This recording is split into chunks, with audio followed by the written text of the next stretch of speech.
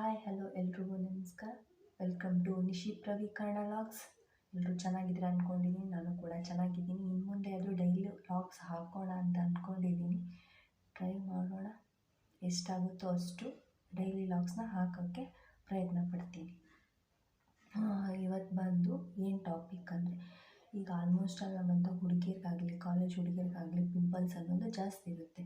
First ಹೇಳಬೇಕಂದ್ರೆ, ಈ ಕಾಲೇಜ್ಗೆ ಹೋಗೋ ಹುಡುಗಿಯರಿಗೆಲ್ಲ ಡಸ್ಟ್ ಅಂದರೆ, ಇವಾಗ ಬಸ್ಸಲ್ಲೆಲ್ಲ ಓಡಾಡಿ, ರೋಡಲ್ಲೆಲ್ಲ ಓಡಾಡಿ ಡಸ್ಟೆಲ್ಲ ಬಂದು ಪಿಂಪಲ್ಸ್ ಜಾಸ್ತಿ ಆಗುತ್ತೆ. ಆಮೇಲೆ ಒಬ್ಬರು ಬಿಸಿಲಿಗಾಗುತ್ತೆ, ಒಬ್ಬರು ಹೀಟಿಗಾಗುತ್ತೆ, ಹಾರ್ಮೋನ್ ಚೇಂಜಸ್ ಆಗಿನೂ, ಆಮೇಲೆ ನಮ್ಮ ಊಟದ ವಿಟಮಿನ್ಸ್ ಕೊರತೆಯಿಂದಾಗಿನೂ ಪಿಂಪಲ್ಸ್ ಜಾಸ್ತಿ ಆಗುತ್ತೆ.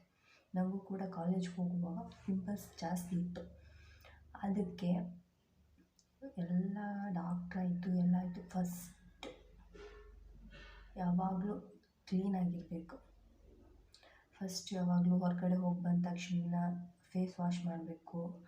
ಆ್ಯಂಡ್ ನೆಕ್ಸ್ಟು ಒಂದೇನೆಂದರೆ, ಇವಾಗ ಏನೇ ಸಿಂಪಲ್ಲಾಗಿ ಮೇಕಪ್ ಮಾಡಿಕೊಂಡ್ರು, ಡೈಲಿ ಮೇಕಪ್ ಮಾಡಿಕೊಂಡ್ರು, ನೈಟ್ ಮಲಗುವಾಗ ಮಾತ್ರ ಫೇಸ್ ವಾಶ್ ಮಾಡೇ ಮಲ್ಕೋಬೇಕು. ಇವಾಗ ಪಿಂಪಲ್ಸಿಗೆ ಫಸ್ಟ್ ಬ್ಲಡ್ ಚೆಕ್ ಮಾಡಿಸ್ಬೇಕು. ಜಾಸ್ತಿ ಆಯಿತು ಅಂದರೆ ಫಸ್ಟ್ ಎಲ್ಲ ಚಿಕ್ಕ ಇದ್ದಾಗೆಲ್ಲ ಹೋಮ್ ರೆಮಿಡೀಸ್ ಮಾಡಿಕೊಂಡು ಅದನ್ನ ಕಂಟ್ರೋಲ್ ಮಾಡ್ಕೋಬೇಕು. ಇನ್ ಕೇಸ್ ಏನಾದರೂ ಹೆವಿ ಆದರೆ, ಅಂದರೆ ದೊಡ್ಡ ದೊಡ್ಡ ಗುಳ್ಳೆ ಆಗಿ ಅದೆಲ್ಲ ಆಯಿತು ಅಂದರೆ ಡಾಕ್ಟ್ರನ್ನ ಕನ್ಸಲ್ಟ್ ಮಾಡೋದು ಬೆಟ್ರ್ ಅನಿಸುತ್ತೆ, ಸ್ಕಿನ್ ಡಾಕ್ಟ್ರನ್ನ. ಆ್ಯಂಡ್ ಇವಾಗ ಏನು ಹೋಮ್ ರೆಮಿಡೀಸ್ ಒಳಗೆ ಒಂದು ರೆಮಿಡಿನ ನಾನು ಹೇಳ್ತೀನಿ. ನನಗೂ ಫುಲ್ ಪಿಂಪಲ್ಸ್ ಆಗಿ ಎಲ್ಲ, ಬಟ್ ನಾನು ಡಾಕ್ಟ್ರನ್ನ ಕೂಡ ಕನ್ಸಲ್ಟ್ ಮಾಡಿದೆ. ನನಗೂ ದೊಡ್ಡ ಆಗ್ತಿದ್ವು. ಇವಾಗ ಚಿಕ್ಕ ಇರೋ ಕಾರಣದಿಂದ ನಾನು ಮನೆಯಲ್ಲೇ ರೆಮಿಡಿನ ಮಾಡಿಕೊಂಡು ಹಚ್ಕೋತಾ ಇದ್ದೀನಿ. ಬಟ್ ಪಿಂಪಲ್ಸ್ ಏನಿಲ್ಲ. ಫಸ್ಟ್ ಯಾವಾಗಲೂ ತಣ್ಣೀರಿಂದ ಮುಖ ತೊಳಿಬೇಕು. ಬಿಸಿನೀರಿಂದ ತೊಳೆದ್ರೆ ಒಂಥರ ಈ ಪಬ್ಸ್ ಬರುತ್ತಲ್ಲ, ಪಬ್ಸ್ ಟೈಪ್ ಪಿಂಪಲ್ಸ್ ಆಗೋಕ್ಕೆ ಸ್ಟಾರ್ಟ್ ಆಗುತ್ತೆ. ಸೊ ವಾರ್ಮ್ ವಾಟರ್ಗಿನ್ನ ಒಂದು ಸ್ವಲ್ಪ ಕೋಲ್ಡ್ ಆಗಿರೋ, ಅಂದರೆ ನಾರ್ಮಲ್ ವಾಟರ್ನ ವಾಶ್ ಮಾಡ್ಕೊಳ್ಳೋದು ಬೆಟ್ರು. ಆ್ಯಂಡ್ ಸೋಪ್ ಬದಲಿ ಫೇಸ್ ವಾಶ್ನ ಯೂಸ್ ಮಾಡಿ. ಕಡಲೆ ಹಿಟ್ಟು ಯೂಸ್ ಮಾಡಿದ್ರಂತೂ ತುಂಬ ಬೆಟ್ರು. ಇವಾಗ ಕಡಲೆ ಹಿಟ್ಟಿನ ಸೋಪ್ ಕೂಡ ಬರ್ತಿದೆ, ಅದನ್ನು ಕೂಡ ಯೂಸ್ ಮಾಡಬಹುದು. ನೆಕ್ಸ್ಟ್ ಟವಲಿಂದ ಕ್ಲೀನಾಗಿ ಟವಲ್ ಇರಬೇಕು. ನಿಮ್ಮದೇ ಸಪ್ರೇಟ್ ಟವಲ್ ಇರಬೇಕು. ಹೈಜೀನ್ ಕೂಡ ಮೇಂಟೈನ್ ಮಾಡೋದು ತುಂಬ ಒಳ್ಳೆಯದು.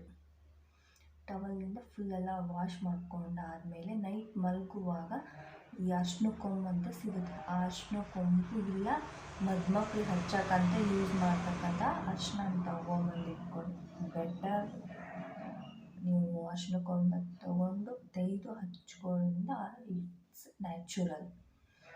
ಅದನ್ನ ತೆಗೆದು ಅದಕ್ಕೊಂದು ಸ್ವಲ್ಪ ನಿಂಬೆಹಣ್ಣು ಹಾಕಿ, ಹಾಲಿನ ಕೆನೆ ಹಾಕಿ ನೈಟ್ ಒಂದು 6 months ಆದರೂ ಕಂಟಿನ್ಯೂ ಮಾಡಿದರೆ ರಿಸಲ್ಟ್ಸ್ ಏನಂತ ಗೊತ್ತಾಗುತ್ತೆ. Home remedies.